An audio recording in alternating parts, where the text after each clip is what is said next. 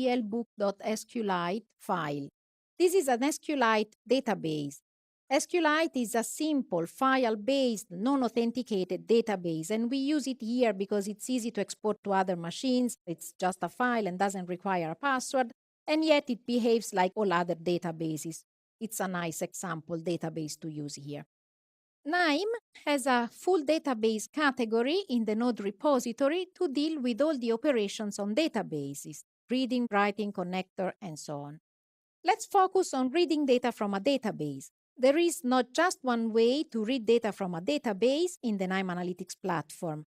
Many ways are possible depending on how we want to process the data afterwards. So let's check the first approach, which is to collect the data directly from the database into Knime. So let's start from a connector, and let's use in this case an SQLite connector because we are dealing with an SQLite database. Let's open the configuration window.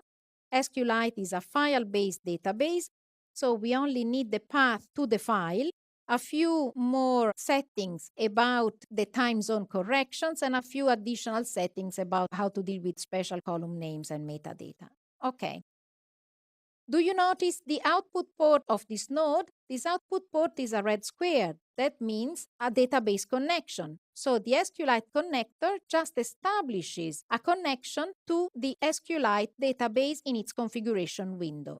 If I right-click and open the last option in the context menu of this node, after execution, I see all the settings used to establish this connection. Now, SQLite doesn't need a password, doesn't need authentication. However, if you are working with a database that needs authentication, you can define a workflow credential at the workflow level. Select the workflow in the Knime Explorer, right-click, select workflow credentials, and then create your workflow credentials. Give it an identifier, so for example, course credential. Then use your login, test user, and then the password for your login to the database. And now you say OK, and you have created a workflow credential for this database. OK. If you, for example, want to use a PostgreSQL connector, then if you open the configuration window, you are required to give the host name, the database name, the port, and then you are required to give the credentials to access the database. You can, of course, just give username and password, but this option is not very secure. In fact, username and password so provided will not be encrypted during the workflow execution. Alternatively, you can enable this Use Credentials option, and then in this menu, you are going to see all the credentials that have been created for this particular workflow. This is the one that we created before, we selected. So this is how you would deal with credentials for a database that requires credentials. Okay, but let's go back to our SQLite database. After the SQLite connector, you can use a database reader. Okay, the database reader takes optionally a connection to a database as input and produces data into the Knime Analytics platform as output. The black triangle means data into the Knime Analytics platform. Let's open the configuration window. The configuration window is just a SQL query to extract the data. I don't know anything about this database. I have no idea. This table is just a placeholder. I have to replace it with the real name of the table. So I use this Fetch Metadata button. The Fetch Metadata produces a view of what the database contains. In this case, it contains the KBL book table and a number of attributes fields in this KBL book table. So let's change the placeholder from table to KBL book with a double click.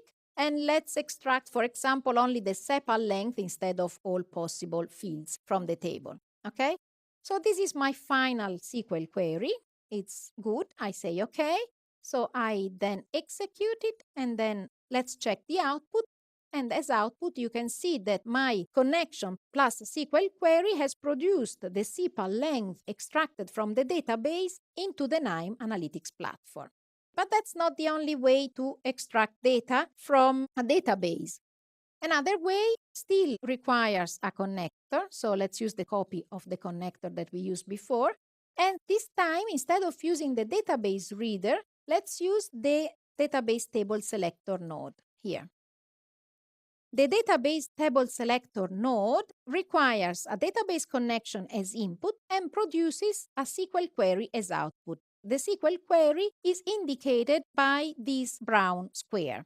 So let's open the configuration window, and you can see that the configuration window is the same as the database reader node.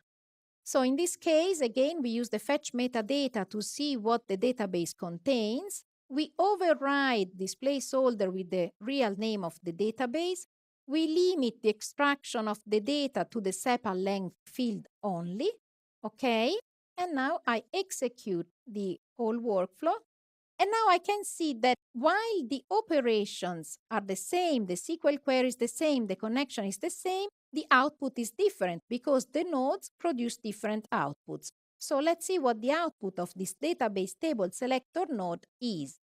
First of all, there is only a table preview, so there are no data extracted into Knime, but I can see what would be extracted if I were to execute the SQL query. I get only a preview of the first 100 rows, or how many I decide to see. And then here I see the full connection parameters. So the database URL, the database type, the driver, and especially the SQL statement that I've used. This button allows to copy this SQL query to the clipboard and maybe use it in another SQL editor. So the difference between these two is only in the output data. Here I have data, here I have a SQL query. This node here is only the beginning in database processing, and we will see how to run in database processing later.